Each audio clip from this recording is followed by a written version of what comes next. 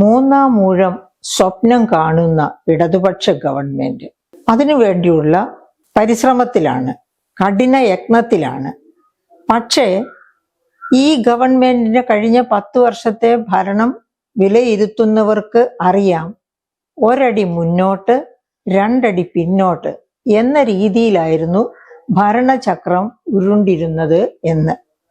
എങ്ങനെയാണ് രണ്ടാം ഊഴം ഒത്തുപറ്റിയത്? ബഹുമാനപ്പെട്ട മുഖ്യമന്ത്രി വിചാരിച്ചുകൊണ്ടിരിക്കുന്നത് രണ്ടാം ഊഴം തൻ്റെ ഭരണ മികവിൻ്റെ ഫലമായിട്ടാണ് സാധ്യമായത് എന്നാണ്. പക്ഷേ യഥാർത്ഥത്തിൽ കോവിഡ് കാല ചരിത്രം അറിയാവുന്ന ആർക്കും മനസ്സിലാക്കാവുന്ന ഒന്നുണ്ട്. രണ്ടാം ഊഴം നേടിക്കൊടുത്തത് കോവിഡാണ്. കോവിഡ് ലോക ജനതയ്ക്ക് മുഴുവനും വലിയ ഒരു തിരിച്ചടിയായിരുന്നു, ഒരു ട്രാജഡി ആയിട്ടാണ് സംഭവിച്ചത്. എങ്കില് പിണറായി സർക്കാരിനെ സംബന്ധിച്ച് അതൊരു അനുഗ്രഹമായിരുന്നു. രണ്ടാം ഊഴത്തിലേക്ക് പിച്ച വയ്ക്കുവാനുള്ള സാധ്യതകളാണ് അത് തുറന്നു കൊടുത്തത്. എങ്ങനെയെന്നല്ലേ ഞാൻ ഓർമ്മപ്പെടുത്തി തരാം എൻ്റെ പ്രിയപ്പെട്ട ശ്രോതാക്കളെ. അതായത് 2013 UPA ഗവൺമെന്റ് ഒരു ഫുഡ് സെക്യൂരിറ്റി ആക്ട് കൊണ്ടുവന്നു. ആ ഫുഡ് സെക്യൂരിറ്റി ആക്ടിന്റെ അന്തസത്ത എന്താണ്? അതായത് കോവിഡ് കാല സമാനമായ ഒരു അന്തരീക്ഷം ഉണ്ടായാൽ, കോവിഡ് കാലത്തിന്റെ പ്രത്യേകത നമുക്കറിയാം, ഇക്കോണമി മുഴുവൻ അടച്ചിട്ടിരിക്കുകയായിരുന്നു മാസങ്ങളോളം. ട്രാൻസ്പോർട്ട് പോലും ഇല്ലാതിരുന്ന ഒരു കാലഘട്ടം. എസെൻഷ്യലായിട്ട് ഗവൺമെന്റ് ട്രാൻസ്പോർട്ട്സ് മാത്രമാണ്, അതായത് ഗുഡ്സ് ട്രെയിനുകൾ, പാസഞ്ചർ ട്രെയിനുകൾ അപൂർവമായിട്ട്, ഇതൊക്കെ മാത്രമായിരുന്നു ആ സമയത്ത് ഉണ്ടായിരുന്നത്. യാതൊരു മേഖലയിലും തൊഴിലില്ലാത്ത പോലെ എല്ലാം അടഞ്ഞുകിടന്നു. ആ കാലഘട്ടത്തിൽ, കോവിഡ് കാലത്ത് 3,60,000 micro small and medium enterprises അടച്ചുപൂട്ടിപ്പോയെന്നാണ് നീതി ആയോഗിന്റെ തന്നെ കണ്ടെത്തൽ. അപ്പൊ ഇക്കോണമി, സമ്പദ്ഘടന മൊത്തത്തിൽ അടച്ചിട്ടിരുന്ന ഒരു സാഹചര്യം എന്ന് വെച്ചാൽ അരിയോ നെല്ലോ ഒന്നും ഉൽപാദനമില്ല, അതുപോലെ തന്നെ കൊടുക്കൽ വാങ്ങലിനുള്ള സാധ്യതകളില്ല, കയ്യിൽ പർച്ചേസിങ് പവർ, വാങ്ങൽ ശേഷിയും ആരുടെ കയ്യിലുമില്ല. അപ്പോൾ അങ്ങനെയുള്ള കാലഘട്ടത്തെ ചൂണ്ടിക്കാട്ടിക്കൊണ്ടാണ് ഈ ഫുഡ് സെക്യൂരിറ്റി ആക്ട് പറഞ്ഞത് വലിയ ഒരു പ്രതിസന്ധി, അതായത് അത് വെള്ളപ്പൊക്കം മൂലം ഉണ്ടാകാം, വരൾച്ച മൂലമുണ്ടാകാം, ഇതുപോലെയുള്ള മഹാവ്യാധികൾ മൂലമുണ്ടാകാം. അങ്ങനെ ഏതെങ്കിലും ഒരു സാഹചര്യത്തിൽ ഉരുത്തിരിഞ്ഞു വന്നാൽ അപ്പോൾ താഴെ തട്ടിൽ നിന്ന് 68% ജനങ്ങൾക്ക് ഭക്ഷ്യ അരി, അതായത് നെല്ല്, ഗോതമ്പ് അല്ലെങ്കിൽ അരിയെ, ഗോതമ്പ്, ആട്ട, അതുകൂടാതെ 5 തരം പയറുവർഗ്ഗങ്ങൾ, എഡിബിൾ ഓയിൽ, അതായത് ഭക്ഷ്യ എണ്ണ, പഞ്ചസാര, ഇത്രയും ഫ്രീ ആയി കൊടുക്കണമെന്നാണ് ആ ഫുഡ് സെക്യൂരിറ്റി ആക്ട് വിഭാവന ചെയ്തത്. അത് കോൺസ്റ്റിറ്റ്യൂഷണൽ ആക്റ്റാണ്. ഭക്ഷണം മനുഷ്യന്റെ ജന്മാവകാശമാക്കുന്ന ആക്റ്റാണ്. അതിനെതിരെ ആർക്കും കളിക്കാൻ പറ്റില്ല. ആ ആക്ട് നിലവിലുണ്ടായിരുന്നത് കൊണ്ട് ഇഷ്ടം പോലെ അരിയും ധാന്യങ്ങളും കേന്ദ്രത്തിൽ നിന്ന് കേരളത്തിലേക്ക് വന്നു. ഒരു കാര്യം പ്രത്യേകം ഓർക്കണം, കേരളത്തിലേക്ക് വന്ന അരിയും ധാന്യങ്ങളും പിന്നെ ട്രക്ക് വട്ടിയൂർക്കാവിൽ വെച്ച് നോക്കുകൂലി ചോദിച്ച് നമ്മുടെ തൊഴിലാളികൾ പിടിച്ചു നിർത്തി ഒരു പകല് മുഴുവനും എന്നും രസകരമായ സംഭവമാണ് ആ കാലഘട്ടത്തിൽ പോലും. അപ്പൊ അങ്ങനെ കിട്ടിയ അരിയും ഗോതമ്പും ധാന്യങ്ങളും പയറുവർഗ്ഗങ്ങളും ഒക്കെ സുഭിക്ഷമായിട്ട് കിറ്റും കമ്മ്യൂണിറ്റി കിച്ചണുമാക്കി ജനങ്ങൾക്ക് കൊടുത്തു. എന്നിട്ട് പിണറായി സർക്കാർ പറഞ്ഞു, ഇത് എൻ്റെ താങ്ങിപ്പിടുത്തമാണ്, ഞാനാണ് നിങ്ങളെ താങ്ങുന്നത്, ഞാൻ നിങ്ങളെ സഹായിക്കുകയാണ് എന്ന് പറഞ്ഞ് അത് ജനങ്ങളെ വിശ്വസിപ്പിച്ചു. വിശ്വസിപ്പിക്കാൻ ഒരു മാർഗം ഉണ്ടായിരുന്നു. ഈ കിറ്റ്, അതായത് നമ്മുടെ റേഷൻ കടകളാണ് കിറ്റ് ഉണ്ടാക്കിയെടുത്തത് എങ്കിൽ ആ കിറ്റുമായി സഖാക്കളാണ് വീട് വീടാന്തരം കയറി നടന്ന് ഇത് പിന്നെ പിണറായി വിജയൻ നിങ്ങൾക്ക് തരുന്ന ചേർത്ത് പിടിക്കലാണ് എന്ന് പറഞ്ഞു കൊടുത്തത്. അപ്പൊ എൻ്റെ പ്രിയപ്പെട്ട സുഹൃത്തുക്കളെ, മറന്നു പോകണ്ട, ഈ കിറ്റ് ഉണ്ടാക്കുന്നതിന് വേണ്ടി എടുത്ത അധ്വാനത്തിനും ചെലവിനും കിട്ടേണ്ട പ്രതിഫലം കിട്ടിയില്ലെന്ന് പറഞ്ഞ് ഇപ്പോഴും റേഷൻ കടകൾ സമരത്തിന്റെ ആഹ്വാനം നടത്താറുണ്ട് ഇടയ്ക്കിടയ്ക്ക്. അപ്പോഴേക്ക് അവരെ ഗവൺമെന്റ് പതുക്കെ സമാധാനിപ്പിച്ച് നിർത്തും, എന്തെങ്കിലും നക്കാപ്പീച്ച് എറിഞ്ഞു കൊടുത്ത് സമാധാനിപ്പിച്ച് നിർത്തും. അപ്പം എങ്ങനെയാണ് രണ്ടാം ഊഴം കിട്ടിയത് എന്നാ ഞാൻ പറഞ്ഞത്. ഇത് ജനങ്ങളുടെ, അതായത് അത്യന്ത ഗൗരവതരമായ ഒരു കാലഘട്ടത്തിൽ അവർക്ക് കിട്ടിയത് എവിടെ നിന്നാണ്, അതിന്റെ ഒറിജിൻ എന്ന് അവരാരും അന്വേഷിച്ചില്ല. പക്ഷെ അവരെ അത് കൊടുത്ത് ചേർത്ത് നിർത്തി എന്നുള്ളതാണ് അവരുടെ വിചാരം. അതുകൊണ്ട് തന്നെയാണ് രണ്ടാം ഊഴത്തിലേക്ക് എത്തിപ്പറ്റുക. അല്ലാതെ ഒന്നാം പിണറായി സർക്കാർ എന്തെങ്കിലും കാര്യക്ഷമമായി പ്രവർത്തിച്ചത് കൊണ്ടോ ഇവിടെ വികസനം കൊണ്ടുവന്നത് ഒന്നുമല്ല. ആ സമയത്താണ് കേരയിൽ കുറ്റിനാട്ടി ഒരുപാട് മലയാളികളുടെ ഹൃദയങ്ങളിൽ തീ കോരിയിട്ടത്. അവരിപ്പോഴും ആ കുറ്റി പിഴുതു കളഞ്ഞെങ്കിൽ പോലും ഇപ്പോഴും ആ ഭൂമിയിൽ കൈവയ്ക്കാൻ പറ്റാതെ, വിൽക്കാൻ പറ്റാതെ, പ്രയോജനപ്പെടുത്താൻ പറ്റാതെ കഴിയുകയാണ്. അപ്പൊ അങ്ങനെയുള്ള ആ കാലഘട്ടമൊക്കെ മറന്നു. ഇനി അതൊക്കെ മറന്നിട്ട് ഭരണ മികവ് കൊണ്ടാണ് രണ്ടാം ഊഴം ലഭ്യമായത്. ഇനി ഒരു മൂന്നാം ഊഴമാണ് എനിക്ക് വേണ്ടത്, അതിനുള്ള മികവ് എനിക്കുണ്ട് എന്ന ധാരണയോടുകൂടിയാണ് ശ്രീ പിണറായി വിജയൻ മുൻപോട്ട് പോകുന്നത്.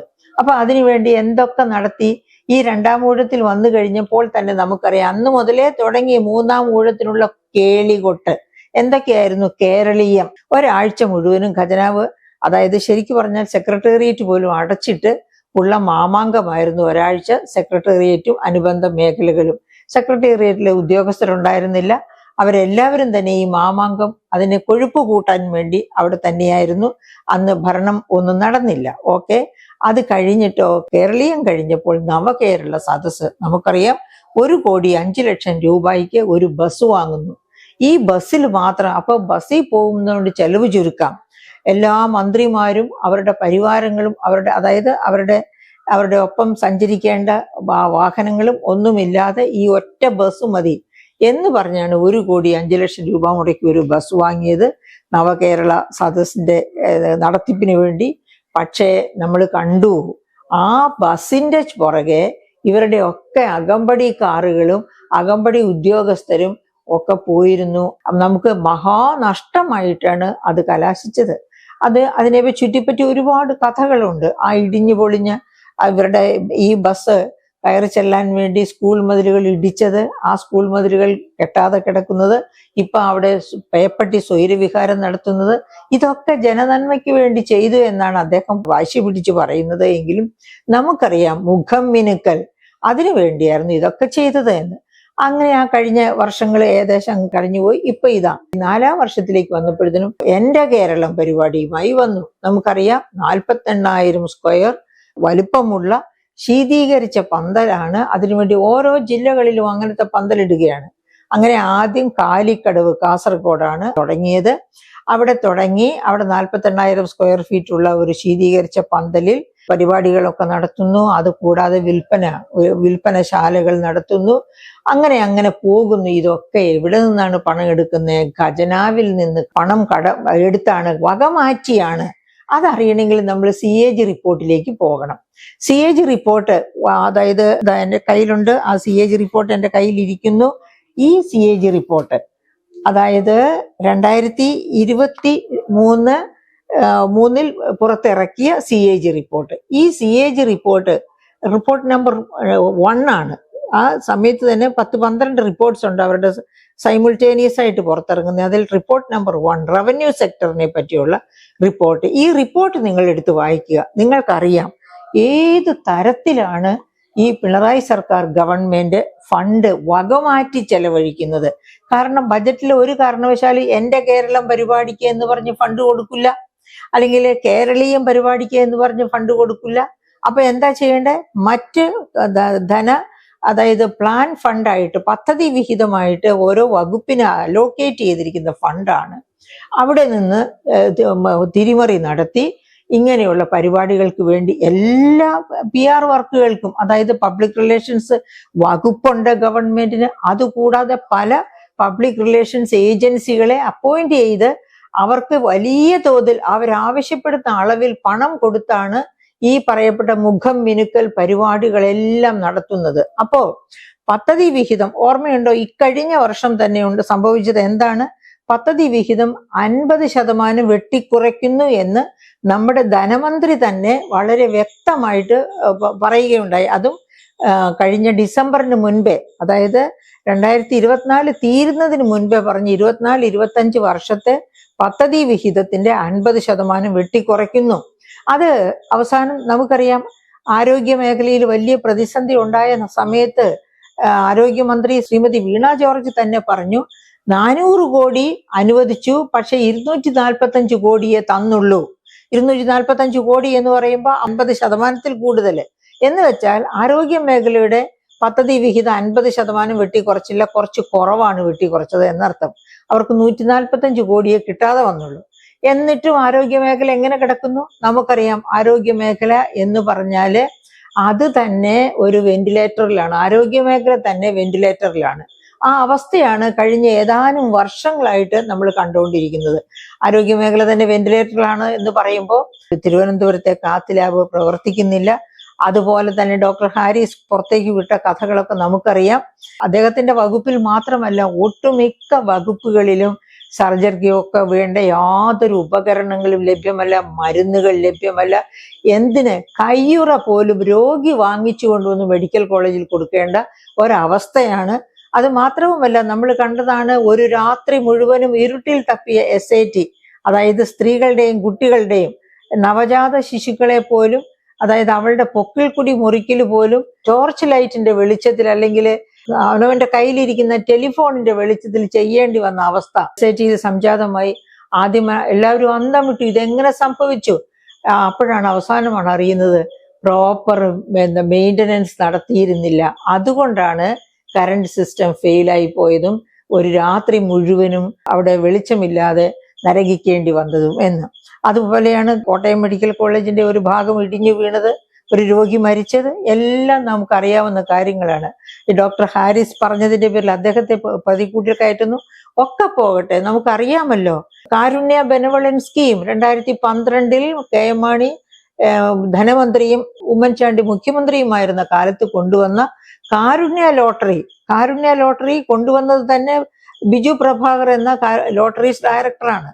അത് വളരെ വലിയ ഒരു കാഴ്ചപ്പാടോടുകൂടി പാവപ്പെട്ട രോഗികൾക്ക് ഏറ്റവും പ്രധാനപ്പെട്ടതും ചെലവേറിയതുമായ 5 രോഗങ്ങൾക്ക്, അതായത് ഹൃദയ സംബന്ധമായത്, കിഡ്നി സംബന്ധമായത്, ലിവർ സംബന്ധമായത്, ക്യാൻസർ, അങ്ങനെയുള്ള 5 മാരക രോഗങ്ങൾ, വലിയ തോതിൽ ചെലവ് വരുന്നത്. ആ രോഗങ്ങളുടെ ചികിത്സയ്ക്ക് വേണ്ടിയാണ് കാരുണ്യ ലോട്ടറി തുടങ്ങിയത്. അത് വൻ വിജയമായി മുന്നോട്ട് പോയി. LDF ഗവൺമെന്റ് അത് ടേക്കപ്പ് ചെയ്തു. അതിന്റെ പേരിൽ അല്പം മാറ്റം വരുത്തിയത് മാത്രം. പക്ഷേ ഇപ്പോൾ അതും ഏകദേശം നിന്ന മട്ടിലാണ്. കാരണം പ്രൈവറ്റ് ഹോസ്പിറ്റൽസോ മെഡിക്കൽ കോളേജുകളോ അത് ഏറ്റെടുക്കാൻ തയ്യാറില്ല. കാരണം അവരുടെ കയ്യിൽ നിന്ന് ലക്ഷക്കണക്കിന് ഫണ്ട് മുടക്കിയാൽ അത് ഗവൺമെന്റ് റീഇംബേഴ്സ് ചെയ്ത് കൊടുക്കുന്നില്ല. അത്രയ്ക്കും ഖജനാവ് കാലിയാകുന്ന ഒരവസ്ഥയിലേക്ക് ഗവൺമെന്റ് അതായത് കടത്തിൽ മുങ്ങിത്താണു എന്ന് മാത്രമല്ല, ഖജനാവ് പൂർണ്ണമായിട്ടും കാലിയാകുന്ന സമയമാണ് പല വേളകളിലും. അപ്പൊ അങ്ങനെയുള്ള ഒരു സാഹചര്യത്തിലാണ് ആരോഗ്യ മേഖലയുടെ പറയുമ്പോൾ വേറൊരു കാര്യം കൂടി പറയണം. നമ്മൾ ആരോഗ്യ മേഖലയ്ക്ക് വേണ്ടി ചെലവഴിച്ചിരിക്കുന്ന ഫണ്ട് എത്രയാണ്? ആരോഗ്യ മേഖലയ്ക്ക് വേണ്ടി കഴിഞ്ഞ 2025-26 ബജറ്റ് നമുക്ക് നോക്കാം. 25-26 ബജറ്റില് നമ്മുടെ GSDPയുടെ, അതായത് ആഭ്യന്തര മൊത്തം വരുമാനത്തിന്റെ 0.74% ആണ്. ഇതാ എൻ്റെ കയ്യിൽ ബജറ്റ് ഇരിക്കുന്നു. ഞാൻ വെറുതെ ഒരു കണക്ക് പറഞ്ഞ് നിങ്ങളെ പറ്റിക്കുകയല്ല. നമ്മുടെ ഈ പ്രാവശ്യത്തെ GSDP എന്ന് പറയുന്നത് ഇതാ കിടക്കുന്നു. GSDP 14,27,127 കോടി ആണ് നമ്മുടെ GSDP. നമ്മുടെ GSDPയുടെ 0.74%. ഇത് നമ്മുടെ GSDP ആണ് ഞാനീ പറഞ്ഞത്, അതായത് നമ്മുടെ ആഭ്യന്തര മൊത്ത വരുമാനം. ആ ആഭ്യന്തര മൊത്ത വരുമാനത്തിന്റെ 0.74% അതുകൂടി ഞാൻ അക്കത്തിൽ പറയാം. അതായത് 10,580.23 കോടി ആണ് ആരോഗ്യ മേഖലയ്ക്ക് വേണ്ടി മാറ്റിവെച്ചിട്ടുള്ളത്. അതായത് ഇത് GSDPയുടെ 0.74%. പ്രിയ സുഹൃത്തുക്കളെ, നിങ്ങൾക്ക് ഓർമ്മയുണ്ടോ ദേശീയ ആരോഗ്യ നയം 2017 കേന്ദ്ര ഗവൺമെന്റ് കൊണ്ടുവന്നത്? ഇപ്പോൾ ഭരിക്കുന്ന BJP ഗവൺമെന്റ് 2017 കൊണ്ടുവന്ന ദേശീയ ആരോഗ്യ നയം. അതിൽ പറയുന്നത് എന്താണെന്നറിയാമോ? കേന്ദ്ര ഗവൺമെന്റ് GDPയുടെ 2% ആരോഗ്യ മേഖലയ്ക്ക് വേണ്ടി മാറ്റിവെക്കണം. അതുപോലെ തന്നെ സംസ്ഥാനങ്ങൾ GSDPയുടെ 8% ആരോഗ്യ മേഖലയ്ക്ക് വേണ്ടി മാറ്റിവെക്കണം എന്നാണ്. 8% മാറ്റിവെക്കേണ്ട സ്ഥാനത്താണ് 0.74% മാറ്റിവെച്ചിരിക്കുന്നത്. എങ്ങനെ നമ്മുടെ ആരോഗ്യ മേഖല നന്നായി വരുമെന്നൊന്ന് ആലോചിച്ചു നോക്കൂ. എന്നിട്ടാണ് ഇവിടെ പുരപ്പുറത്ത് നിന്ന് ഇവരെല്ലാം കുരയ്ക്കുന്നത്. എന്ത് പറഞ്ഞാണ് കുരയ്ക്കുന്നത്? ആരോഗ്യ വിദ്യാഭ്യാസ മേഖലകൾ ഇന്ത്യയിൽ 1ാം സ്ഥാനത്താണ് കേരളം, അങ്ങനെയാണ് ഹ്യൂമൻ ഡെവലപ്മെന്റ് ഇൻഡെക്സിൽ കേരളം 1ാം സ്ഥാനത്തായിട്ട് നിൽക്കുന്നത്. നമ്മുടെ ആരോഗ്യ വിദ്യാഭ്യാസ മേഖലകൾ യൂറോപ്പിനോടും അമേരിക്കയോടും കടപിടിക്കുന്ന തരത്തിൽ വളർച്ച പ്രാപിച്ചിരിക്കുന്നു എന്ന്. ഒരു പരിധി വരെ ശരിയാണ്. എന്തുകൊണ്ട് ശരിയാണ്? ആരോഗ്യ വിദ്യാഭ്യാസ മേഖലകളിൽ വലിയ തോതിൽ സ്വകാര്യ മുതൽ മുടക്കുള്ള ഒരു സംസ്ഥാനമാണ് കേരളം. ഇവിടെ സ്വകാര്യ മുതൽ മുടക്ക് ഇല്ലായിരുന്നുവെങ്കിൽ മറ്റ് സംസ്ഥാനങ്ങളെക്കാൾ കേരളം മോശമാകുമായിരുന്നു. കാരണം ഇപ്പൊ ഇതേ ബജറ്റ് ഇൻ ബ്രീഫിൽ തന്നെയുണ്ട് ഇന്ത്യയിലെ ആകെ ശരാശരി ഹെൽത്ത് എക്സ്പെൻഡിച്ചർ, ശരാശരി വിദ്യാഭ്യാസ ചെലവ് അതൊക്കെ പറയുന്നത് ശരാശരി ഇന്ത്യയുടെ ചെലവിനേക്കാൾ കുറവാണ് കേരളത്തിന്റെ വിദ്യാഭ്യാസ ആരോഗ്യ മേഖലകളിലെ ചെലവെന്നാണ്. എന്നിട്ടും എങ്ങനെ നമ്മൾ മുന്നിൽ നിൽക്കുന്നു? നമ്മൾ മുന്നിൽ നിൽക്കുന്നത് ഒറ്റ കാരണം കൊണ്ടാണ്. എയ്ഡഡ് സെക്ടർ വിദ്യാഭ്യാസ മേഖലയിൽ, ഹെൽത്ത് മേഖലയിൽ എയ്ഡഡ് സെക്ടർ ഇല്ല, പക്ഷെ ഹെൽത്ത് മേഖലയിലും ധാരാളം പ്രൈം ഇൻസ്റ്റിറ്റ്യൂഷൻസ് ഉണ്ട്. എന്തുകൊണ്ടാണ്? ബിക്കോസ് ഓഫ് ഗൾഫ് പണത്തിന്റെ വരവ് മൂലം സേവന മേഖല, ആരോഗ്യ വിദ്യാഭ്യാസ മേഖലകൾ പെട്ടെന്ന് കേരളത്തിൽ ഇംപ്രൂവ് ചെയ്തു. അങ്ങനെ ഇംപ്രൂവ് ചെയ്തപ്പോൾ ആരോഗ്യ വിദ്യാഭ്യാസ സ്ഥാപനങ്ങൾ ഇവിടെ ഉണ്ടായാൽ അവർക്ക് ലാഭം കൊയ്യാം എന്നതുകൊണ്ടാണ് സ്വകാര്യ മേഖല അതിലേക്ക് കടന്നു വന്നത്. അപ്പൊ അങ്ങനെ അതില്ലായിരുന്നെങ്കിൽ നമ്മുടെ ആരോഗ്യ വിദ്യാഭ്യാസ മേഖലകൾ വളരെ മോശമായ പ്രകടനം തന്നെ കാഴ്ചവെക്കുന്നത് നാം കാണേണ്ടി വരുമായിരുന്നു. അപ്പൊ നമ്മൾ ആലോചിക്കണം, എന്തുകൊണ്ടാണ് ആരോഗ്യ വിദ്യാഭ്യാസ മേഖലകളിലും ആകെ പൊതുവെയും കേരള ഗവൺമെന്റിന്റെ LDF ഗവൺമെന്റിന്റെ പെർഫോമൻസ് ഇത്ര മോശമായത്? ഇത്ര മോശമായതിന്റെ പുറകിലുള്ള കാരണങ്ങൾ നിരവധിയാണ്. ഉദാഹരണത്തിന് ഭരണപരിഷ്കാര കമ്മീഷൻ, ഒരു സെന്തിൽ കമ്മിറ്റി എന്നൊരു ഭരണപരിഷ്കാര കമ്മീഷൻ കൊണ്ടുവന്നു. അത് 2023 കൊണ്ടുവന്നു. ആ കമ്മീഷനെ കൊണ്ടുവരുന്നതിന്റെ പുറകിൽ തന്നെ ചില കാരണങ്ങളുണ്ട് എന്നാണ് എന്നെ പോലെയുള്ളവർ മനസ്സിലാക്കുന്നത്. എന്താണ് ആ കാരണങ്ങൾ? അതായത് ധനവകുപ്പിന്റെ അധികാരങ്ങൾ കൂടി ബഹുമാനപ്പെട്ട മുഖ്യമന്ത്രിയിലേക്ക് കൈമാറണം. അതായത് ബജറ്റിൽ പറയുന്നതോ എന്തോ ആകട്ടെ, ഖജനാവിലേക്ക് എത്തുന്ന ഏത് ഫണ്ടും ഏത് പണവും മുഖ്യമന്ത്രിയുടെ ഇഷ്ടപ്രകാരം ആഗ്രഹിക്കുന്ന തരത്തിൽ ചെലവഴിക്കുവാനുള്ള സാധ്യതകൾ, അതായത് പൊതു ഭരണ വകുപ്പിന്റെ കീഴിലേക്ക് അധികാരങ്ങൾ മുഴുവനും കേന്ദ്രീകരിക്കുക. അങ്ങനെ മുഖ്യമന്ത്രിയുടെ പരിധിക്ക് പുറത്ത് അല്ല, പരിധിക്കകത്ത് തന്നെയാണ് ഗവൺമെന്റിന്റെ നിയന്ത്രണം മുഴുവനും. നമുക്കറിയാം, പോലീസുകാരെ എല്ലാം അച്ചടക്കമുള്ളവരാക്കി. ഏതച്ചടക്കം? പോലീസ് അച്ചടക്കമല്ല, മുഖ്യമന്ത്രിയുടെ അച്ചടക്കക്കാരാക്കി മാറ്റി. അതിന്റെയൊക്കെ പരിണത ഫലങ്ങൾ നാം അനുഭവിച്ചു കൊണ്ടിരിക്കുകയാണ്. അതുപോലെ CAG റിപ്പോർട്ട്, ഞാൻ നേരത്തെ സൂചിപ്പിച്ച ആ 2023 പുറത്തിറക്കിയ CAG റിപ്പോർട്ട് നമ്പർ 1 എടുത്തു നോക്കുക. അതിനകത്ത് വകമാറ്റി ചെലവഴിക്കൽ, ഓഡിറ്റിംഗ് ഇല്ലായ്മ, ഇതൊക്കെ ധാരാളമായിട്ട് കാണിച്ചിരിക്കുകയാണ്. അതുപോലെ കുടിശ്ശിക പിരിച്ചെടുക്കാതെ അരിയറാക്കുക, ഇതൊക്കെ കാര്യക്ഷമതയില്ലായ്മ. വകമാറ്റലും ധൂർത്തും ഒക്കെ അഹങ്കാരം കൊണ്ട് നടക്കുന്നത്. മറ്റേ കാര്യക്ഷമതയില്ലായ്മ ഒരു വശത്ത്, അഹങ്കാരം വേറൊരു വശത്ത്. അതുപോലെ വകമാറ്റുന്നത് കണ്ടുപിടിക്കാതിരിക്കാൻ വേണ്ടി ഇന്റേണൽ ഓഡിറ്റിംഗ് നടത്താതിരിക്കുക. ഇന്റേണൽ ഓഡിറ്റിങ്ങിന് ഇന്റേണൽ ഓഡിറ്റേഴ്സ് തയ്യാറായി ചെല്ലുമ്പോൾ അത് അവരെ നിരുത്സാഹപ്പെടുത്തി അവരെ വിരട്ടി ഓടിക്കുക. അങ്ങനെ ഇന്റേണൽ ഓഡിറ്റിംഗ് നടക്കാതെ വരിക. ഇന്റേണൽ ഓഡിറ്റിംഗ് നടക്കാതെ വന്നാൽ ഫണ്ട് തിരിമറി നടത്തിയതോ വകമാറ്റിയതോ ഒന്നും ആരും പുറത്തറിയില്ല. ഇത്തരം കഥകളുടെ ഒരു വലിയ ചുരുളഴിക്കുകയാണ് ആ CAG റിപ്പോർട്ട്. അത് നോക്കിയാൽ നമുക്ക് മനസ്സിലാകും. അപ്പൊ എന്നിട്ട് എന്താണ് ചെയ്തത്? ആദ്യത്തെ 2016 മുതൽ 2021 വരെ ഭരിച്ച LDF ഗവൺമെന്റില് ധനവകുപ്പ് കൈകാര്യം ചെയ്തിരുന്ന മാന്യൻ, എനിക്ക് തോന്നുന്നില്ല മുഖ്യമന്ത്രിയുടെ താല്പര്യത്തിനനുസരിച്ച് മുട്ടുമടക്കുന്നവനായിരുന്നു എന്ന്. അതുകൊണ്ട് തന്നെയാണ് 2ാം ഊഴം വന്നപ്പോഴേക്കും അദ്ദേഹത്തെ എടുത്ത് പുറത്തു കളഞ്ഞത്. അദ്ദേഹത്തെ പോലെ തന്നെ ശക്തരായിരുന്ന മന്ത്രിമാരെ ഒക്കെ പുറത്തു കളഞ്ഞു. അവരെ ആരെയും കൂട്ടിയില്ല.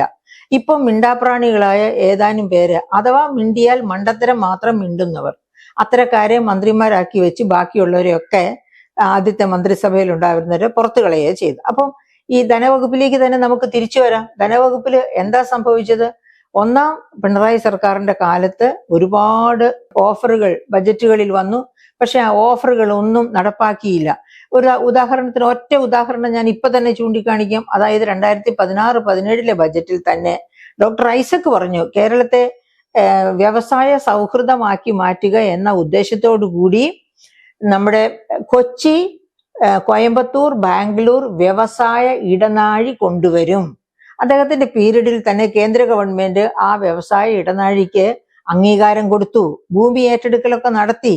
പക്ഷെ ഇപ്പോഴും വ്യവസായ ഇടനാഴി എങ്ങും എത്തിയിട്ടില്ല. വ്യവസായ ഇടനാഴി വന്നാൽ എന്തൊക്കെ അഡ്വാൻറ്റേജസ് ആ ഉള്ളത്? നമ്മുടെ ലോജിസ്റ്റിക് കോസ്റ്റുകൾ കുറയും. അതുപോലെ തന്നെ മറ്റെല്ലാ വ്യവസായ വികസനത്തിന് ആവശ്യമായ ഒരുപാട് സൗകര്യങ്ങളാണ് അതിന്റെ വ്യവസായ ഇടനാഴിയുടെ ഇരുപുറങ്ങളിലുമായിട്ട് ഉടലെടുക്കുക. അതുകൊണ്ട് തന്നെ കേരളം വ്യവസായ സൗഹൃദ സംസ്ഥാനമായി മാറുകയും ധാരാളം വ്യവസായങ്ങൾ, പ്രത്യേകിച്ച് micro, small and medium enterprises വരികയും ചെയ്തേനെ. പക്ഷെ അതിനുള്ള സാധ്യത ഉണ്ടായില്ല. അപ്പം അത് അവിടെ നിൽക്കട്ടെ. അങ്ങനെ ഈ ഒന്നാമത്തെ ബജറ്റിൽ തൊട്ട് ഈ 2021 വരെയുള്ള ബജറ്റുകളിൽ പറഞ്ഞതൊന്നും നടപ്പായില്ല. അത് പോകട്ടെ. രണ്ടാം ഭരണം കിട്ടിക്കഴിഞ്ഞപ്പോൾ മുഖ്യമന്ത്രി മനസ്സിലാക്കുന്നു, വകുപ്പിന്റെ കടിഞ്ഞാൺ എന്റെ കയ്യിൽ തന്നെ വരണം, ഞാൻ വിചാരിക്കുന്ന കണക്ക് തന്നെ പണം ചെലവഴിക്കപ്പെടണം എന്ന് മനസ്സിലാക്കിക്കൊണ്ടാണ് ഈ സെന്തിൽ കമ്മിറ്റി അപ്പോയിന്റ് ചെയ്തത്. അപ്പൊ സെന്തിൽ കമ്മിറ്റി റിപ്പോർട്ടില് സെന്തിൽ കമ്മിറ്റി അപ്പോയിന്റ് ചെയ്ത് ഈ ഫിനാൻസസിനെ പറ്റി ഒരു റൂൾസ് ഓഫ് കോണ്ടക്ട് ഉണ്ട്. അതനുസരിച്ച് സെൻട്രൽ ഗവൺമെന്റ് ആണെങ്കിലും സംസ്ഥാന ഗവൺമെന്റുകളാണെങ്കിലും ഫിനാൻസ് വകുപ്പിന് റൂൾ 10, എന്താണ് ഈ റൂൾ 10 പറയുന്നത്? ഫിനാൻസ് വകുപ്പിന്റെ അനുമതിയില്ലാതെ ഒരു വകുപ്പിലും ഏതെങ്കിലും പദ്ധതികൾക്ക് ഫണ്ട് അലൊക്കേറ്റ് ചെയ്തുകൂടാ. അപ്പൊ ഏത് വകുപ്പിൽ, എന്താ പറയുക, ഭരണവകുപ്പാണെങ്കിൽ ഫണ്ട് അലൊക്കേഷൻ ഫിനാൻസ് വകുപ്പിന്റെ ഒരു പ്രറോഗേറ്റീവാണ്. അവരുടെ നിശ്ചയപ്രകാരമേ ചെയ്യാൻ പറ്റൂ. കാരണം ആകെ ഫിനാൻസിന്റെ വരവ്, പോക്ക്, എല്ലാ കാര്യങ്ങളും കൃത്യമായിട്ട് അറിയുന്ന വകുപ്പാണ്. ആ വകുപ്പിലൂടെ മാത്രമേ ഈ തീരുമാനങ്ങൾ എടുക്കാൻ പാടുള്ളൂ എന്ന് നിർബന്ധമായിട്ടും ഫോളോ ചെയ്യുന്ന ഒരു പ്രിൻസിപ്പിളാണ്. സെന്തിൽ കമ്മിറ്റിയിൽ തന്നെ പൊതുഭരണ വകുപ്പിലെ ചില മാന്യന്മാരുണ്ടായിരുന്നു. ആ മാന്യന്മാരുടെ ഒക്കെ സമ്മർദ്ദം കൊണ്ടായിരിക്കാം, അതിനും പുറകിൽ മുഖ്യമന്ത്രിയുടെ സമ്മർദ്ദം കാണും, ഈ നിയമം എടുത്തു മാറ്റാൻ. ഫിനാൻസ് വകുപ്പിൽ നിന്ന് ഫിനാൻസ് വകുപ്പിന്റെ ഈ അവകാശം, ഓരോ വകുപ്പിനും കൊടുക്കേണ്ട ഫണ്ട് എത്ര എന്ന് തീരുമാനിക്കാനും ഒക്കെയുള്ള അവർക്ക് അവസാനത്തെ സാങ്ഷൻ കൊടുക്കേണ്ടത് ഫിനാൻസ് വകുപ്പാണ്, ധനവകുപ്പാണ് എന്നത് എടുത്തു കളയുക. എന്നിട്ട് അത് പൊതുഭരണ വകുപ്പിലേക്ക് പറഞ്ഞിരിക്കുന്നത് ഓരോ വകുപ്പിനും തീരുമാനിക്കാം ഏത് ഫണ്ട് എത്ര ചെലവഴിക്കണമെന്ന്. അവരുടെ തന്നെ ഒരു ഫിനാൻസ് ഓഫീസറുണ്ട്, അതത് വകുപ്പുകൾക്ക് ഉള്ള ഫിനാൻസ് ഓഫീസർ അതിന് സാങ്ഷൻ കൊടുത്താൽ മതി എന്നുള്ള തീരുമാനത്തിലാണ് ആ കമ്മിറ്റി എത്തിച്ചേർന്നത്. പക്ഷെ ആ കമ്മിറ്റി പൂർണ്ണമായിട്ട് നടപ്പിലാക്കിയിട്ടുണ്ടോ? അതിനെതിരെ വളരെ ശക്തമായ പ്രതിരോധം സമൂഹത്തിൽ നിന്ന്, എന്ന് വെച്ചാൽ ഇത്തരം കാര്യങ്ങളെപ്പറ്റി, ഇതിന്റെ അപകടങ്ങളെപ്പറ്റി അറിയാവുന്നവരിൽ നിന്ന് ഉയർന്നിരുന്നു. അപ്പൊ ഇപ്പോൾ അതനുസരിച്ചാണോ പ്രവർത്തിക്കുന്നത്, അതോ അതിൽ നിന്ന് അല്പമെങ്കിലും മാറ്റം വരുത്തിയിട്ടുണ്ടോ എന്നറിഞ്ഞൂടെ. എന്തായാലും അതിനുശേഷം 2023 വന്ന CAG റിപ്പോർട്ടില് ഈ വകമാറ്റലിനെ പറ്റി വളരെ വ്യാപ്തമായ തോതില് ഓരോ വകുപ്പിലെയും ഫണ്ട് വകമാറ്റി ചെലവഴിക്കുന്നത്, ഓഡിറ്റിങ്ങിന് ചെല്ലുമ്പോൾ അനുവദിക്കാതിരിക്കുന്നത്, അങ്ങനെ ഒരുപാട് കാര്യങ്ങളാണ് അവൻ ഓരോ വകുപ്പിനെ പറ്റിയും നമുക്ക് പറഞ്ഞു തരുന്നത്. അപ്പൊ എന്താ സംഭവിക്കുന്നത്?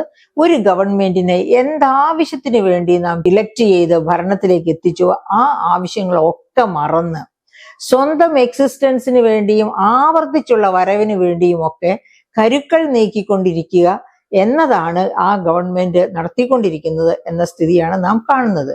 അങ്ങനെ ആവശ്യത്തിലേറെ കടം കൊണ്ട് എന്താ സംഭവിച്ചിരിക്കുന്നത് നമുക്കറിയാം. ഈ CAG റിപ്പോർട്ട് തന്നെ 2024 മാർച്ചിൽ പുറത്തു വന്ന CAG റിപ്പോർട്ടില് ഡെറ്റിനെ പറ്റി ധാരാളം പറയുന്നുണ്ട്. എന്തൊക്കെയാണ് ഡെറ്റിനെ പറ്റി പറയുന്നത്?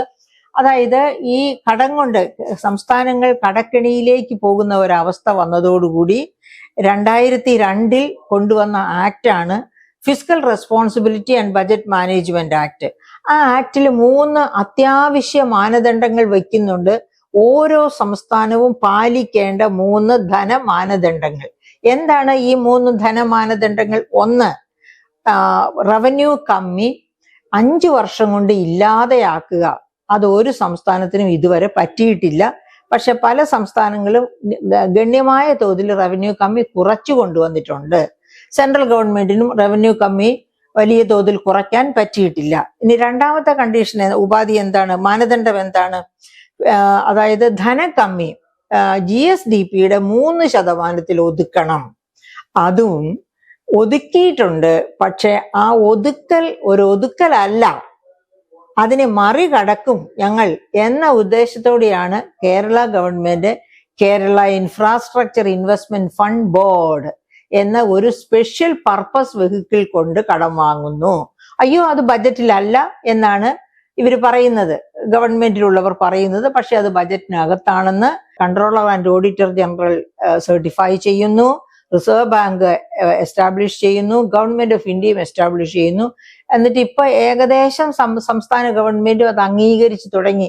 അംഗീകരിക്കാതെ നിവൃത്തിയില്ല എന്നൊരവസ്ഥ വന്നതുകൊണ്ട് ഒന്നാമത്തെ കണ്ടീഷൻ റവന്യൂ ഡെഫിസിറ്റ്, റവന്യൂ കമ്മി ഇല്ലാതെയാക്കുക. രണ്ടാമത്തെ കണ്ടീഷൻ ഫിസ്ക്കൽ ഡെഫിസിറ്റ് അഥവാ ധനക്കമ്മി GSDP-യുടെ 3% ഒതുക്കുക. അത് ഒതുക്കാൻ പറ്റാത്തപ്പോഴാണ് ഈ സ്പെഷ്യൽ പർപ്പസ് വെഹിക്കിളിലേക്ക് പോകുന്നത് സംസ്ഥാന ഗവൺമെന്റ്. മൂന്നാമത്തെ കണ്ടീഷൻ ഔട്ട്സ്റ്റാൻഡിംഗ് ഡെറ്റ് GSDP-യുടെ 29% താഴെ നിർത്തണം. എന്താണ് ഔട്ട്സ്റ്റാൻഡിംഗ് ഡെറ്റ് എന്ന് പറയുന്നത്? പ്രിയ സുഹൃത്തുക്കളെ, സംസ്ഥാനം ഫോം ചെയ്ത കാലം മുതൽ വാങ്ങിച്ച കടം, അത് നമ്മൾ കുട്ടികൾ വളർന്നു വലുതാകുന്നത് പോലെ ആ കടം അടച്ചു വീട്ടിയില്ലെങ്കിൽ അതും വളർന്നുകൊണ്ടേയിരിക്കും. അങ്ങനെ വളരുന്ന കടം അത് എത്ര ശതമാനത്തിൽ ഒതുക്കണമെന്നാണ്? അത് GSDP-യുടെ 29% നിജപ്പെടുത്തണം, അതിന് മുകളിലേക്ക് പോകരുത് എന്നാണ് ഈ FRBM ആക്ട് പറയുന്നത്. എന്നിട്ട് കേരളത്തിലേക്ക് നമ്മൾ ഒന്ന് വന്നു നോക്കുക. 2011-12 മുതൽ 15-16 വരെ, അത് ആ സമയത്ത് ഏത് ഗവൺമെന്റാ ഭരിച്ചിരുന്നത്? ഉമ്മൻചാണ്ടി ഗവൺമെന്റ് ഭരിച്ചിരുന്ന സമയം, UDF-ന്റെ സമയം. ആ സമയത്ത് എല്ലാ വർഷങ്ങളിലും ഇത് 29% അതിൽ താഴെയോ ആയിരുന്നു. മറിച്ച് 2016-17 അത് 30%-ലെത്തി. തുടർന്നുള്ള വർഷങ്ങളിൽ അത് 38% വരെ, 29% നിർത്തേണ്ടത് 38% വരെ വളരുന്നത് നമ്മൾ കണ്ടു. ദാ ഈ ബജറ്റ് ഡോക്യുമെന്റ് എടുത്ത് നോക്കാം. ഈ ബജറ്റ് ഡോക്യുമെന്റിൽ തന്നെ പറയുന്നത് എന്താണ്? നിങ്ങൾക്ക് ആ ഡോക്യുമെന്റ് നോക്കിയാൽ നിങ്ങൾക്ക് മനസ്സിലാകും. 2025-26 ബജറ്റ് ഡോക്യുമെന്റ്. ആ ബജറ്റ് ഡോക്യുമെന്റിൽ എന്താ പറയുന്നത്? ഡെറ്റ് ഔട്ട്സ്റ്റാൻഡിങ് എന്നൊരു കോളം ഉണ്ട് ഇവിടെ. ആ ഡെറ്റ് ഔട്ട്സ്റ്റാൻഡിങ് എന്ന കോളം ഞാനത് കാണിച്ചു തരാം. ആ ഡെറ്റ് ഔട്ട്സ്റ്റാൻഡിങ് എന്ന കോളം നിങ്ങളിൽ ആരെങ്കിലും റിസർച്ച് ചെയ്യുന്നു, ആരെങ്കിലും ഗഹനമായ പഠനത്തിന് തയ്യാറാകുന്നു, അത്തരക്കാർക്ക് വേണ്ടിയാണ് ഞാൻ ഇതെടുത്ത് കാണിക്കുന്നത്. ഇതാണ് ആ ടേബിള്. അതായത് A10, page A10, table A7, page A10, table A7. ഈ 7 നോക്കിയാൽ അറിയാം, ഈ 25-26 ബജറ്റില് 29%-ലല്ല നിർത്തിയിരിക്കുന്ന. ഇത്രയും സമ്മർദ്ദം കേന്ദ്രത്തിൽ നിന്നും റിസർവ് ബാങ്കിൽ നിന്നും C&AG-യിൽ നിന്നും ഒക്കെ വന്നിട്ട് 33.77% ഇതിനെ പിടിച്ചു കെട്ടിയിരിക്കുന്നത്. ഏതിനെ? ഔട്ട്സ്റ്റാൻഡിംഗ് ഡെറ്റ് അഥവാ സഞ്ചിത കടം.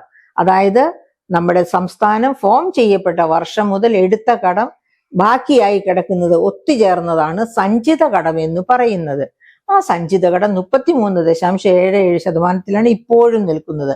അപ്പൊ അതിൽ നിന്ന് നമുക്ക് മനസ്സിലാവും നമ്മുടെ സംസ്ഥാനം ഒരു വലിയ കടക്കെണിയുടെ വക്കിലാണ് എത്തി നിൽക്കുന്നത് എന്ന്. അവിടെ തീരുന്നില്ലല്ലോ പ്രശ്നം, കടം പിന്നെയും വാങ്ങിച്ചു കൂട്ടുകയാണ്. അപ്പൊ ഓർമ്മിക്കണം നമ്മള്, അതായത് UDF ഭരണം വിടുന്ന സമയത്ത് 2015-16 നമ്മുടെ സഞ്ചിത കടം എത്രയായിരുന്നു? 1,53,200 കോടിയായിരുന്നു. ആ 1,53,200 കോടിയാണ് ഇപ്പോൾ വളർന്ന് എവിടെ എത്തിയിരിക്കുന്നു?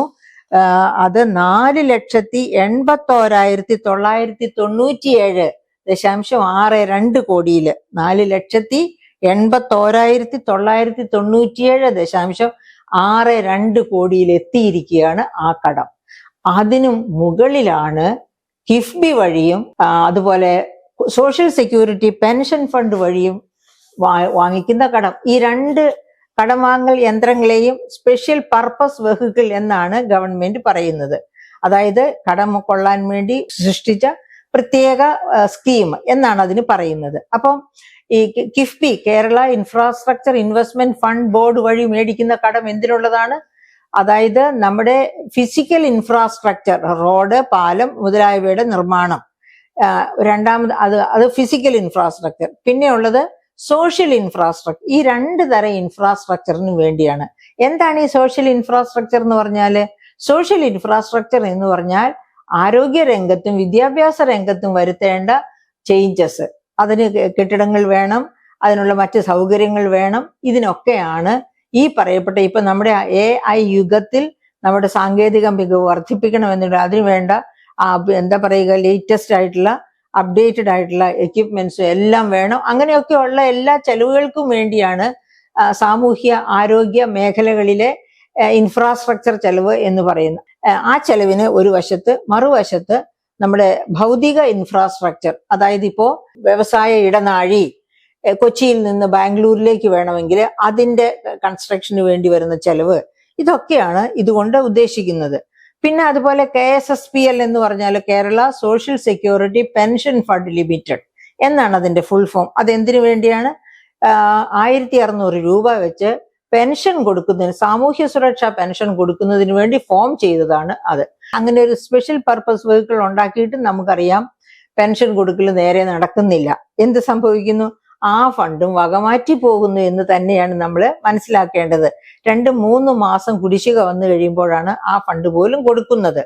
അപ്പൊ ഈ രണ്ട്, അതായത് സോഷ്യൽ സെക്യൂരിറ്റി പെൻഷൻ ഫണ്ട് ലിമിറ്റഡും കിഫ്ബിയും വഴി എടുക്കുന്ന കടവും കൂടി നമ്മുടെ ഈ വലിയ കടം, ഞാൻ നേരത്തെ പറഞ്ഞ 4,81,997 കോടി കടം, ആ കടത്തിന്റെ കൂടെയാണ് ഈ പറയപ്പെട്ട 2 തരം കടങ്ങൾ കൂടി വന്നു ചേരുന്നത്.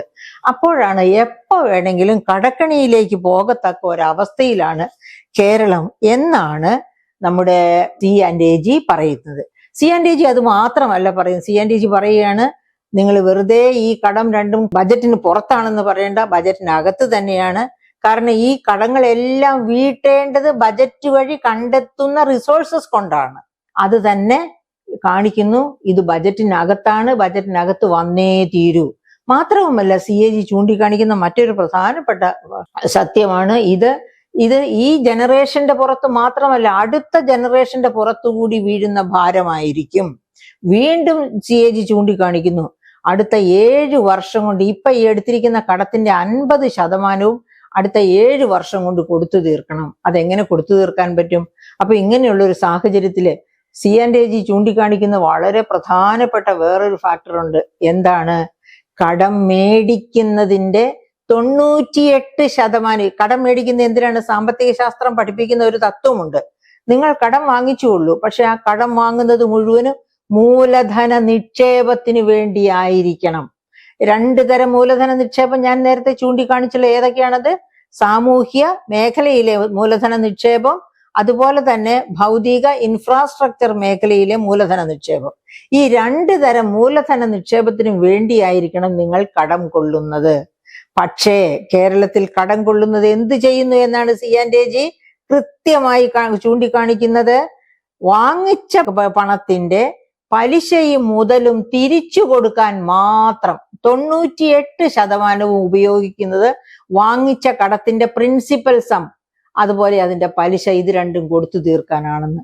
അപ്പൊ മൂലധന നിക്ഷേപത്തിന് വല്ലതും കിട്ടുന്നുണ്ടോ? ഒന്നും കിട്ടുന്നില്ല. അതുകൊണ്ടാണ് നമ്മുടെ സ്കൂൾ തലത്തിലുള്ള ഈ പറയപ്പെട്ട ബ്രെയിൻ ഡ്രെയിൻ, ഈ ബ്രെയിൻ ഡ്രെയിനെ ബ്രെയിൻ ഗെയിൻ ആക്കി മാറ്റുമെന്നാണ് ഇക്കഴിഞ്ഞ ബജറ്റിന്റെ സമയത്ത് നമ്മുടെ മുഖ്യമന്ത്രി പറഞ്ഞത്. ആഫ്രിക്കയിൽ നിന്നോ എവിടെ അഡ്മിഷൻ കിട്ടാത്ത കുട്ടികൾ ആരോ കേരളത്തിൽ ആപ്ലിക്കേഷൻ കൊടുത്തു വന്നിട്ടുണ്ട്. അതാണ് അദ്ദേഹം പറയാൻ കാരണം. ഇങ്ങനെ നമ്മുടെ കുട്ടികൾ പ്രീ ഡിഗ്രി കഴിയുന്നത് നോക്കിയിരിക്കുകയാണ് കേരളം വിടാൻ. കേരളം വിട്ട് മറ്റ് സംസ്ഥാനങ്ങളിലേക്കല്ല, കഴിയുമെങ്കിൽ ഇന്ത്യക്ക് വെളിയിലേക്കാണ് അവർ പോകുന്നത്. അതിനാണല്ലോ നമ്മൾ ബ്രെയിൻ ഡ്രെയിൻ എന്ന് പറയും. എന്തുകൊണ്ടാണ് ഇങ്ങനെ ബ്രെയിൻ ഡ്രെയിൻ? സ്വന്തം മാതാപിതാക്കളെ വിട്ട്, സ്വന്തം നാട് വിട്ട് വിദേശത്ത് പഠിക്കാൻ പോകണമെന്ന് ആർക്കും താല്പര്യം കാണില്ല. അവർക്ക് ആഗ്രഹിക്കുന്ന തരത്തിലുള്ള മികവുള്ള വിദ്യാഭ്യാസ സ്ഥാപനങ്ങൾ, അത് ആരോഗ്യ മേഖലയിലുള്ളതാകട്ടെ, മറ്റ് എഞ്ചിനീയറിംഗ് മേഖലയിലുള്ളതാകട്ടെ, മറ്റ് ടെക്നോളജിയിൽ, അത്തരം മികവുള്ള വിദ്യാഭ്യാസ സ്ഥാപനങ്ങൾ നമ്മുടെ സംസ്ഥാനത്ത്, നമ്മുടെ രാജ്യത്തുണ്ടെങ്കിൽ ഒരിക്കലും നമ്മുടെ വിദ്യാർത്ഥികൾ ഇന്ത്യ വിട്ടു പോകില്ല. അപ്പൊ അവർ പോകുന്നതിന്റെ പ്രധാനപ്പെട്ട കാരണം, ഈ അടുത്ത നാളിലാണ് ഒരു ഇന്റർനാഷണൽ റാങ്കിങ് വന്നത്. ആ ഇന്റർനാഷണൽ റാങ്കിങ് വന്നപ്പോൾ അതിനകത്ത് 500-നകത്ത് വരുന്ന ആകെപ്പാടെ 3 IIT-കളാണ് ഇന്ത്യയിൽ നിന്നുള്ളത്. അതുകൂടാതെ ബാംഗ്ലൂരിൽ നിന്നുള്ള ഐസർ, അതും കൂടാതെ പിന്നെ ആകെപ്പാടെ അതായത് 2000-ന്റെ ലിസ്റ്റ് വരെ പൊങ്ങി പോകുമ്പോൾ കേരളത്തിൽ നിന്ന് ഒരു വിദ്യാഭ്യാസ സ്ഥാപനമുണ്ട്. ഏതാണ്? അമൃത വിദ്യാപീഠം എറണാകുളം. അത് മാത്രമാണ് 2000 ലോക നിലവാരമുള്ള വിദ്യാഭ്യാസ സ്ഥാപനങ്ങളിൽ നിന്ന് കേരളത്തിൽ നിന്നുള്ള ഏക വിദ്യാഭ്യാസ സ്ഥാപനം. അപ്പൊ പിന്നെ ഈ കേരളത്തിൽ എങ്ങനെ നമ്മുടെ വിദ്യാർത്ഥികൾ ഉന്നത വിദ്യാഭ്യാസം തേടാൻ നിൽക്കും? അപ്പൊ അതുകൊണ്ടാണ് ഇവിടുന്ന് ബ്രെയിൻ ഡ്രെയിൻ ഉണ്ടാകുന്നത്. ആ ബ്രെയിൻ ഡ്രെയിൻ, അതായത് ഈ കഴിഞ്ഞ 10 വർഷം കൊണ്ടാണ് ബ്രെയിൻ ഡ്രെയിൻ ഇത്ര വലിയ തോതിൽ വർദ്ധിച്ചത്. അപ്പോ ഈ ഭരണത്തിന്റെ നേട്ടമാണോ കോട്ടമാണോ ഇത്ര വർദ്ധിച്ച തോതിലുള്ള ബ്രെയിൻ ഡ്രെയിൻ എന്ന് എല്ലാവരും വിലയിരുത്തണം.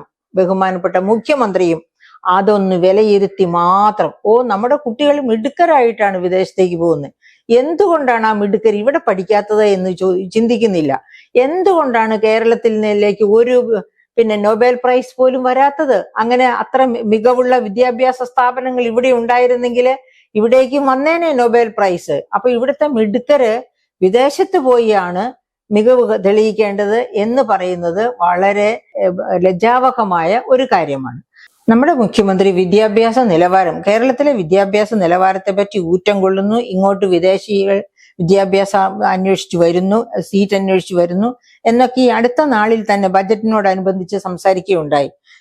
ഇവിടെ അന്താരാഷ്ട്ര പാസ്പോർട്ട് ഇൻഡെക്സ് ഏജൻസി ആയ ആർട്ടൺ ക്യാപിറ്റൽ, അന്താരാഷ്ട്ര പാസ്പോർട്ട് ഇൻഡെക്സ് ഏജൻസിയാണ് ആർട്ടൺ ക്യാപിറ്റൽ എന്ന ഏജൻസി.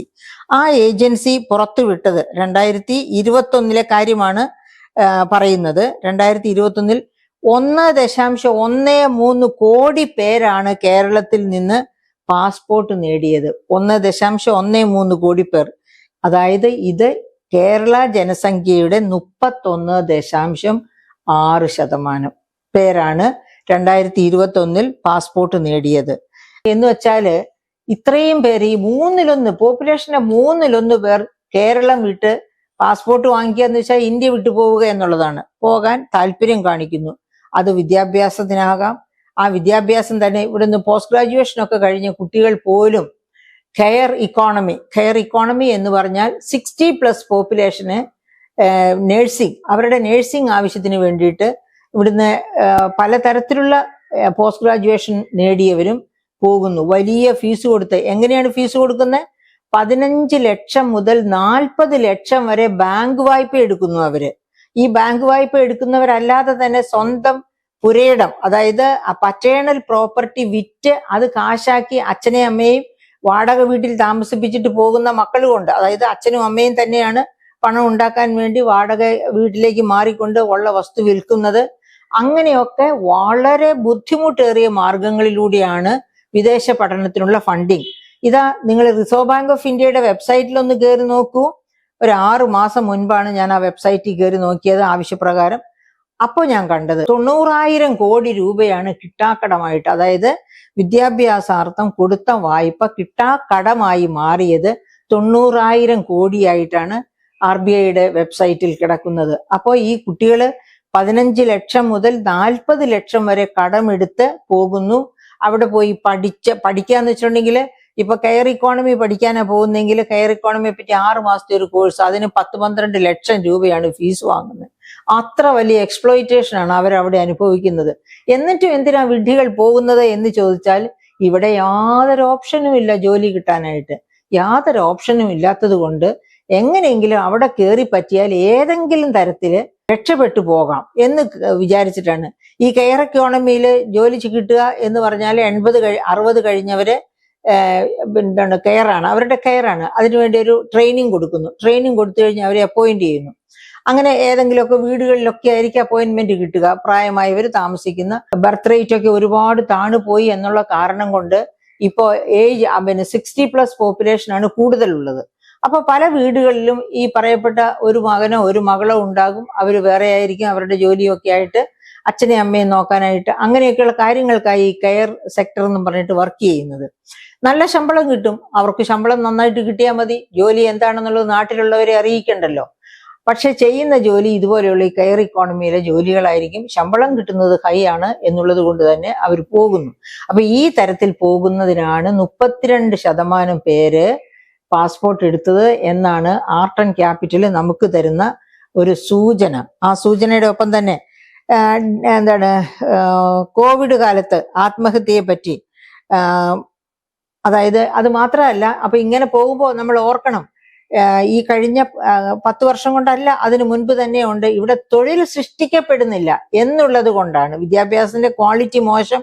ഇനി ഏത് ക്വാളിറ്റിയിലുള്ള വിദ്യാഭ്യാസം കഴിഞ്ഞു വന്നാലും അവർക്ക് ഇവിടെ തൊഴിൽ ലഭ്യതയില്ല കേരളത്തില്. അങ്ങനെ അപ്പൊ ചോദിക്കും, ഈ 40 ലക്ഷത്തിലധികം അന്യസംസ്ഥാന തൊഴിലാളികള് കേരളത്തിൽ വന്ന് ജോലി ചെയ്യുന്നതോ എന്ന്. അത്തരം ജോലികളുണ്ട്. അത്തരം ജോലികൾ ചെയ്യാൻ നമ്മുടെ യുവതി യുവാക്കൾ ഏത് ക്വാളിഫിക്കേഷൻ കഴിഞ്ഞാലും തയ്യാറാകണം എന്നുള്ളതാണ് എൻ്റെ അഭിപ്രായം. കാരണം ജോലി ഏതും അന്തസ്സുള്ളതാണ്.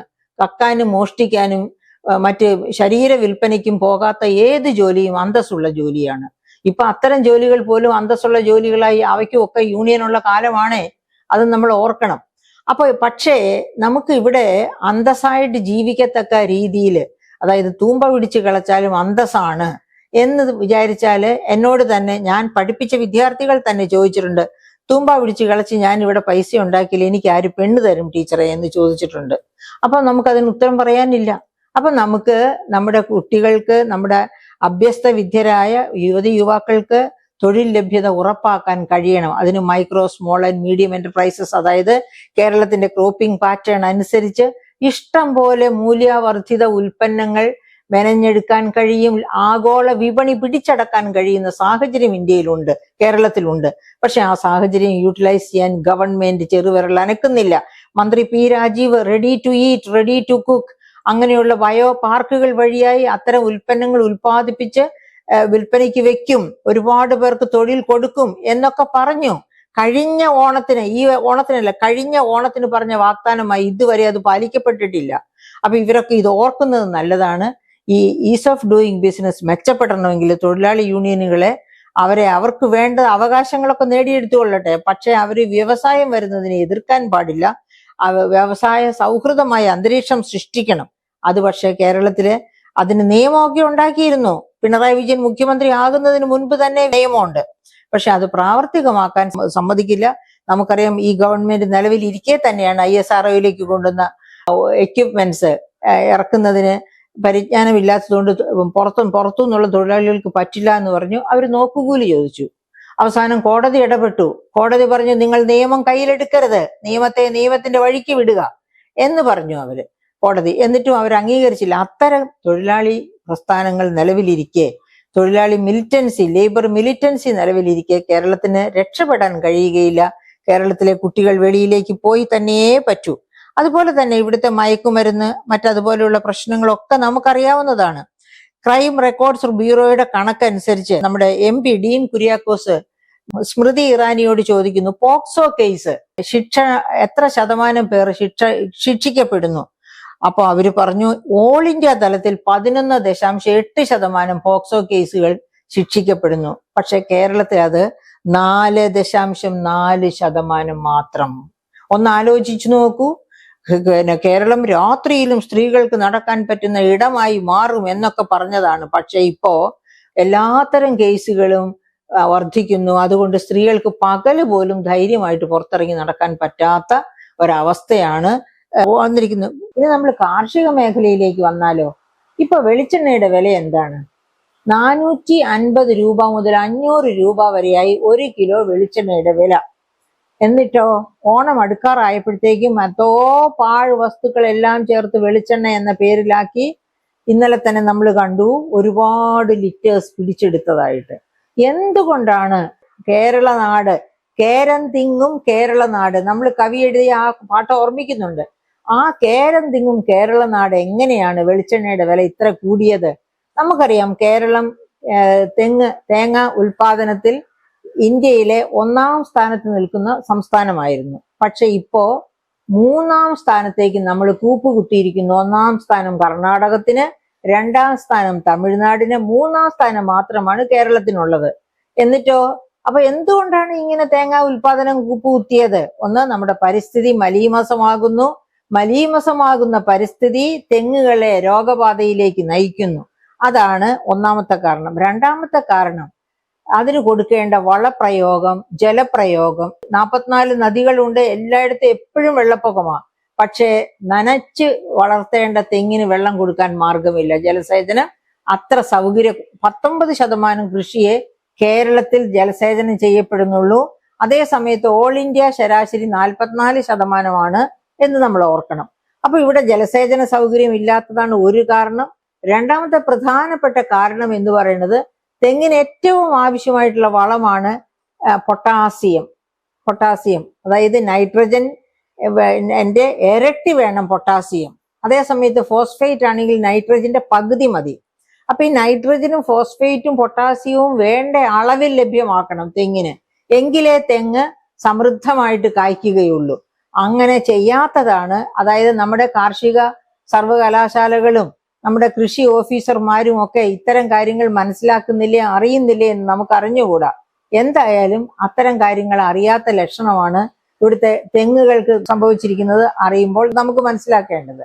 അതുപോലെ തന്നെ കാർഷിക മേഖല അനുഭവിക്കുന്ന അവഗണന, കാർഷിക മേഖലയിലേക്ക് ഇൻവെസ്റ്റ്മെന്റ് വളരെ കുറഞ്ഞു, മൂലധന നിക്ഷേപം ഒന്നുമില്ല, കെമിക്കൽ ഫെർട്ടിലൈസേഴ്സിന്റെ ഒക്കെ വില ഭയങ്കരമായിട്ട് ഉയർന്നു. അതുകൊണ്ട് ആർക്കും, അതായത് തെങ്ങിനെന്നല്ല ഒരു കൃഷിക്കും കെമിക്കൽ ഫെർട്ടിലൈസേഴ്സ് വാങ്ങി ഉപയോഗിക്കാനുള്ള ശേഷി കർഷകനില്ല. ചാണകമാണെങ്കിൽ ലഭ്യമല്ല, അല്ലെങ്കിൽ ജൈവവളം ലഭ്യമല്ല. അത്തരം ഒരു സാഹചര്യത്തില് ഗവൺമെന്റ് കൈ അനങ്ങുന്നേയില്ല. അങ്ങനെ കാർഷിക മേഖലയുടെ രക്ഷാർത്ഥത്തില് വേൾഡ് ബാങ്ക് ഒരു വായ്പ അനുവദിച്ചു, കേര വായ്പ. ആ കേര വായ്പ 400 കോടിയിൽ താഴെയാണ് ആദ്യ ഗഡുവായിട്ട് വന്നത്. 319 കോടി എന്തോ, കൃത്യമായിട്ട് ഞാൻ തുക ഓർക്കുന്നില്ല.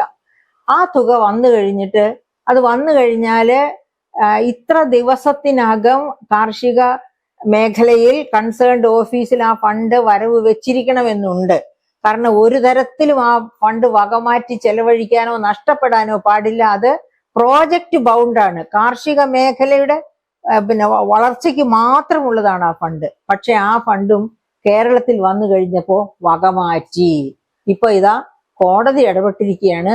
ആ ഫണ്ട് എവിടെ, ആ ഫണ്ട് എന്തുകൊണ്ട് കാർഷിക മേഖലയുടെ വളർച്ചയ്ക്ക് വേണ്ടി കൊടുത്തില്ല എന്ന് പറഞ്ഞ്.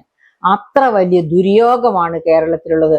പ്രിയപ്പെട്ട സുഹൃത്തുക്കളെ, കാർഷിക മേഖലയെ പറ്റി പറയുമ്പോൾ നമ്മൾ ഓർക്കേണ്ടത് മനുഷ്യ വന്യമൃഗ സംഘർഷം അതായത് ഒരു ജില്ലയോ മറ്റോ ഒഴികെ ബാക്കി എല്ലാ ജില്ലകളിലും മനുഷ്യ വന്യമൃഗ സംഘർഷം വളരെ രൂക്ഷമാണ്.